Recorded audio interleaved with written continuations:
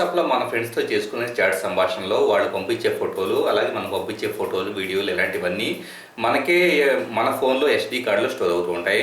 So, ఆ particular data మొత్తం ఎప్పుడన్నా వాట్సాప్ అన్‌ఇన్‌స్టాల్ చేసినా కూడా ఒక బ్యాకప్ లాగా ఉంటూ ఉంటుంది. అంతా బానే ఉంది. కానీ మనకి మెమరీ కార్డ్‌లో ఉండే డేటా అనేది సేఫ్ కాదు. అది ఏ మూమెంట్ అయినా కానీ మెమరీ కార్డ్ కరప్ట్ అయితే గనక పోయే అవకాశం ఉంటుంది. ఈ నేపథ్యంలో వాట్సాప్ తాజాగా గూగుల్ డ్రైవ్ ఇంటిగ్రేషన్‌ని ప్రయత్నిస్తూ ఉంది. అంటే ఇక నుంచి మనం వాట్సాప్‌లో చేసే కన్వర్జేషన్స్, వీడియోస్, ఫోటోస్ ఎవ్రీథింగ్ మన గూగుల్ డ్రైవ్ అకౌంట్ అంటే జీమెయిల్ ద్వారా మనకి 5 జీబీ వరకు ఫ్రీ గూగుల్ డ్రైవ్ స్టోరేజ్ దొరుకుతుంది కదా. సో, దాంట్లోకి అప్లోడ్ చేయబడే విధంగా ప్రయత్నాలు జరుగుతూ ఉన్నాయి.